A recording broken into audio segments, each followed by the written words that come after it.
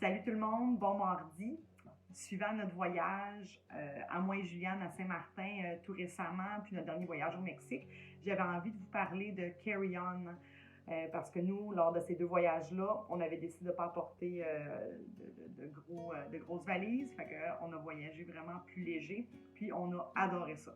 Fait que je sais que plusieurs personnes là, sont encore hésitants, sauf que dépendamment là, du style de voyage qu'on fait, ça peut venir vraiment plus économique, puis ça peut vraiment nous sauver du temps. C'est sûr que si on a déjà opté pour un forfait tout inclus, souvent vos bagages sont compris dans votre forfait, donc on peut faire des bagages enregistrés, il n'y a pas de supplément pour ça. Fait que dans le cas de nous autres, on a fait un carry-on. Moi, mon carry-on, c'est un carry-on très standard. On parle de carry-on. J'ai utilisé là, les spécifications là, de Air Canada, mais c'est encore c'est important quand même d'aller voir là, sur chaque ligne, chaque site de chaque ligne aérienne pour s'assurer là, que nos bagages rentrent dans leur standard. Mais en général, je vous dirais que sont pas mal tous la même chose. Fait que, exemple, pour Air Canada, on parle d'une hauteur de 21,5 pouces. Puis quand on parle de la hauteur d'un bagage, il faut inclure là, aussi là, la poignée et on inclut les roues. La profondeur, on parle d'une profondeur de 9 pouces, puis on parle d'une largeur de 15,5 pouces. Pour ce qui est du poids, il n'y a pas de réglementation par rapport au poids. La seule réglementation qu'on a par rapport au poids, c'est qu'on doit être capable de soulever notre bagage et de le mettre dans le coffre supérieur. C'est la seule consigne qu'on doit suivre. Ça s'appelle dans le fond un article standard. Ce que les gens ne savent pas des fois, puis ce qui vient qu'on se mélange, c'est qu'on a le droit à un article standard pour la plupart des lignes aériennes et on a aussi le droit à un article personnel. Quand on parle d'article personnel, ça peut être plusieurs choses. Ça peut être un sac à dos, ça peut être, exemple, une cage avec notre chien ou notre chat, ça peut être un étui pour la caméra, un étui pour le laptop, ça peut être aussi un instrument de musique ou ça peut être aussi une raquette de sport. Mais moi, dans notre cas à nous, on utilise l'article personnel. On a le droit à un sac, donc un deuxième sac. Puis lui, ce sac-là, maximum, il doit faire 17 pouces, une hauteur de 13 puis une profondeur de 6. Puis nous, dans ce sac-là, on réussit à mettre notre laptop, puis on amène toujours notre caméra, puis on la glisse dans ce sac-là. Et puis si il nous manque de place dans notre carry-on, bien, on glisse en plus des choses dans ce sac-là. L'autre chose que je me fais souvent dire, c'est « Roxane, OK, c'est bien beau le carry-on, sauf que moi, je me suis fait dire qu'on ne peut pas apporter de liquide. » C'est pas qu'on ne peut pas apporter de liquide, on a quand même des spécifications à suivre, mais lors de nos derniers voyages, nous autres, on n'a pas eu de problème. On a trouvé tous les produits, puis c'était pas des produits qui nous coûtaient plus cher, puis même que certains produits, on pense que 100 ml, c'est pas beaucoup, mais si on regarde vraiment les étiquettes, on se rend compte qu'il y a beaucoup de nos produits qui sont en bas du 100 ml.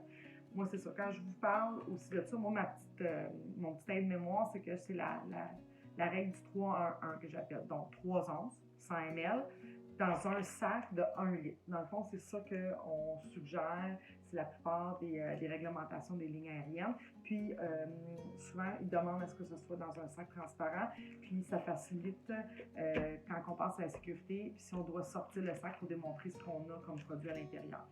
Je vous donne des exemples, moi, de choses qu'on apporte puis qui sont en bas du 100 ml. Fait que, tu sais, notre crème solaire, c'est pas le petit format, mais c'est quand même un format en bas de 100 ml. Puis il n'y a rien qui vous empêche, par exemple, d'en avoir 2.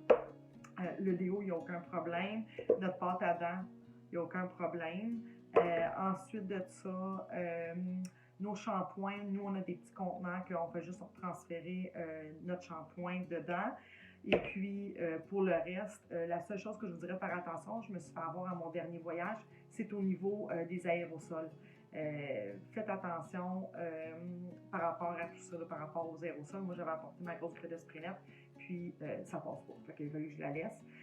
Fait que ça, c'est pour ce qu'on peut apporter dans notre carry-on. L'autre petit truc, moi, que j'ai réussi aussi à apporter beaucoup de vêtements dans mon carry-on, la plupart des gens le savent, mais je le mentionne pareil, c'est aussi de rouler nos vêtements. On les roule très, très, très serrés, puis ça nous fait économiser de l'espace.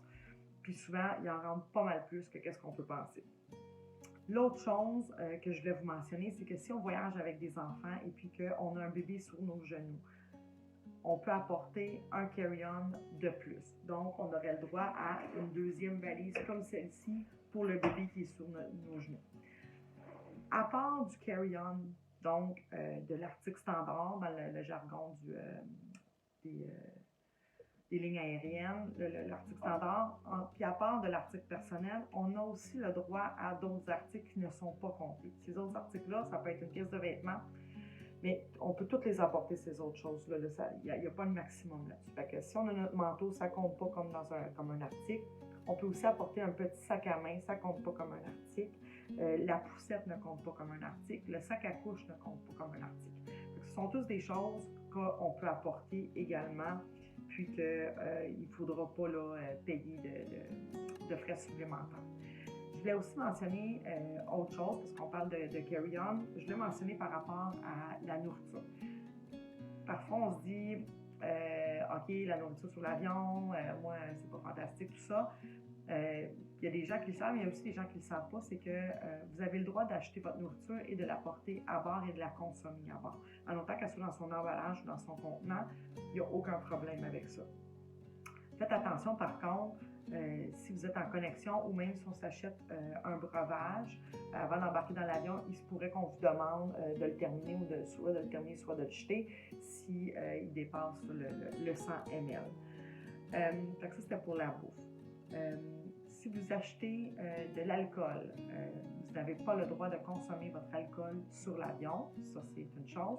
Puis aussi, on n'a pas le droit, même si ici, maintenant au Canada, le cannabis est légal, vous n'avez pas le droit de transporter du cannabis dans aucun des cas. Même si c'est un vol à l'interne au Canada, parce que si jamais il y a un atterrissage d'urgence aux États-Unis, ça ne fonctionne pas.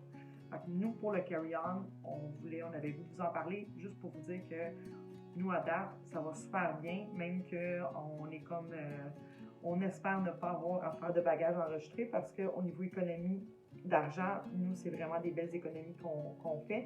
Puis, ce qu'on aime encore plus, c'est d'arriver à notre destination, puis de pouvoir juste prendre nos bagages et de pouvoir partir sans avoir à attendre. Puis, l'autre petite chose, on ne se le souhaite jamais, on évite aussi à ce que nos bagages ne se rendent pas à la destination. Je suggère, en tout cas, j'aimerais bien ça d'entendre parler. Si j'avais d'autres suggestions par rapport aux bagages, au carry-on, vous avez des choses, d'autres choses que vous savez, que vous voulez partager avec nous, vous pouvez toujours nous laisser un commentaire. Si jamais vous décidez de faire l'expérience, ça va nous faire plaisir aussi d'entendre parler de votre expérience. Fait que sur ça, bonne soirée. Au revoir.